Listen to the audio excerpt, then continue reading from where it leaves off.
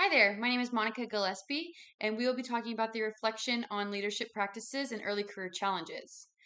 Chapter 5 of Leverage Leadership 2.0 centers on managing school culture with purpose, emphasizing that exceptional school leaders proactively shape a positive, high expectation culture rather than reacting to it. Key practices include modeling values, reinforcing expectations, consistently following through, and addressing staff and student morale strategically.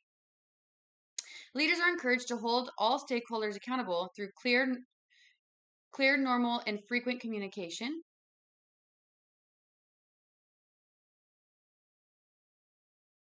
In contrast, the case study from O'Malley illustrates the real world chaos and complexity faced by early career principals, including morale issues, instructional challenges, demographic shifts, and community tensions, all within a single day.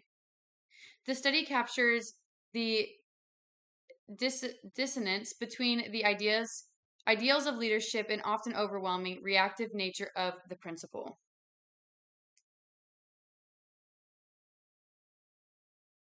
Key connections between the two readings.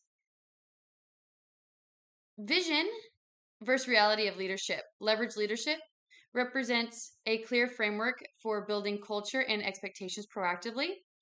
And the case study shows how the pressure of accountability ratings and equity issues can derail a principal's ability to stay focused on vision and purpose, especially when crises arise back to back.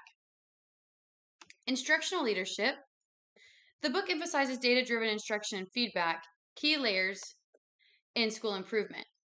In the case, the principal struggles to manage instructional improvements in math, compounded by a lack of district support and low teacher morale. Staff and culture morale. Leverage leadership insists on building a strong adult culture through coaching and recognition. The case shows how uneven resources allocate and lack of acknowledgement can fracture a staff, leading to resentment between departments.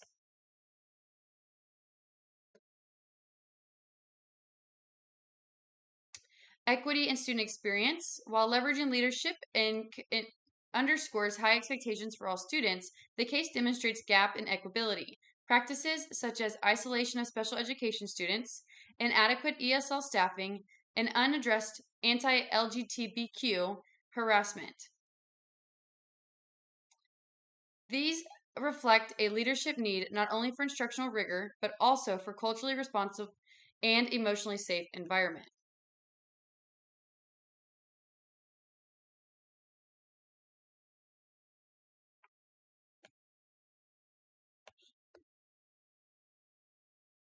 Both texts um, provide a sombering yet informative, view of school leadership, while leverage leadership offers a structured, idealistic vision. And O'Malley case, this grounds vision in emotional, social, and political realities that principals face daily. As a prospective school leader, this reminds me that leadership requires both strong systems and adaptive empathy. It is not enough to manage culture through protocols. One must also deeply understand and respond to the people within that culture, teachers, students, and community members alike.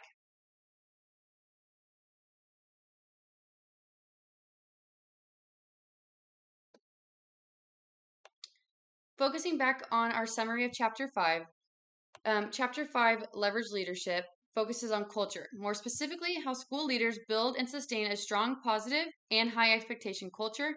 One of the key takeaways from the chapter is that effective leaders don't wait for culture to just happen, they share it deliberately by setting clear expectations, modeling desired behavior, and holding staff and student accountable with consistency.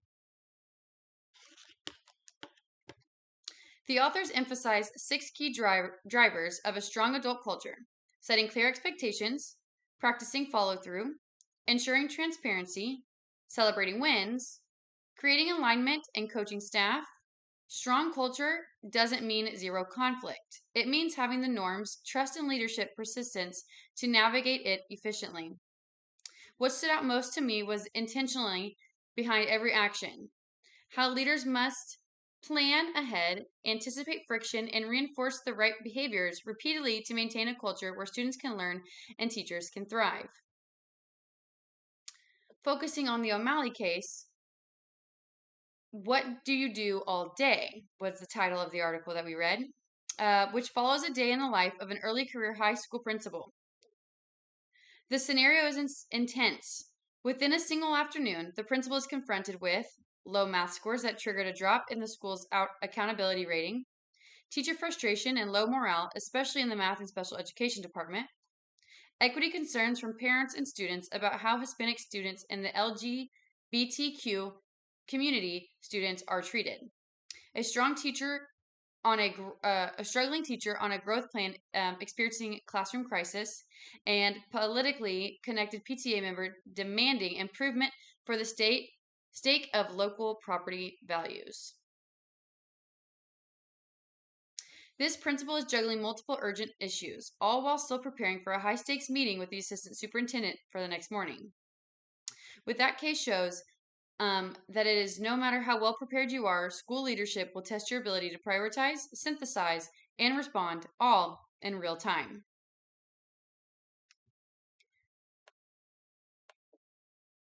While reading these one after another and being able to build connections between them, I had two strong reactions. First, I saw how leveraged leadership principles are absolutely necessary. Without clear systems, a commitment to equity, and proactive culture building, a school can spiral into kind of dysfunction we see in this case. But second, I recognize that all leadership is mastery than any playbook. In Bridge Dune High School, we see the effects of a rapid demographic change, systematic underfunding, burnout, and culture tension. All coverage on this new principal who is doing the best to hold it all together. This made me think about a phrase from Leverage Leadership. Culture is what you do when you're not in the room.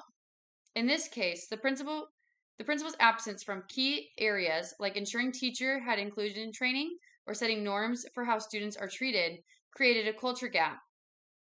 When those gaps are not addressed, others fill the void, sometimes with misinformation, exclusion, or blame.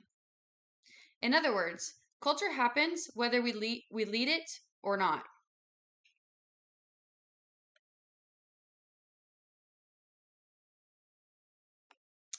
One area where the case study really challenged us is equity. There are glaring examples of exclusion, special education students being ignored, the LGBTQ plus students feeling unsafe, Hispanic students being scapegoated for test scores. If we approach this only from a data management lens, we miss the human cost. Leadership, in this case, requires courage and compassion, the willingness to name bias, interrupt toxic narratives, and build trust across difference. As someone passionate about inclusive education, I reflected deeply on how I would respond if I were principal. Would I create space for students' voices? Would I engage families in dialogue? Would I equip teachers with the training and support they need to teach every student, not just the ones who are the easiest to reach? This case reminded me that equity isn't a side conversation. It must be central to everything that we do.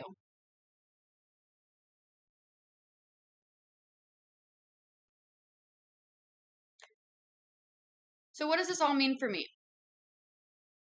First, I recognize the importance of strategic time management. As the O'Malley case shows, it is easy to get caught up in a cycle of overreacting. But leadership isn't just about putting out fires, it's about preventing them. This requires carving out time to coach teachers, analyze data, build relationships, and reinforce the values that anchor our school's culture. Second, I am reminded that the visibility and presence matters. Teachers need to feel seen, students need to feel heard, communities need to feel included. I want to be a leader who is present, not just physically, but emotionally and intellectually, in the daily lives of our school. Finally, I understand that leadership takes humility. As leveraged leadership teachers, even great leaders rely on feedback, coaching, and continuous improvement. None of us do this work alone. The early career principal in this case study should benefit from mentorship, collaborating problem solving, and clear support system from their district. And with that, both readings remind me that school leadership is more about managing tasks than it is about leading people through complexity. A culture where every student, staff member feels safe, valid, and empowered to thrive. Thank you for listening.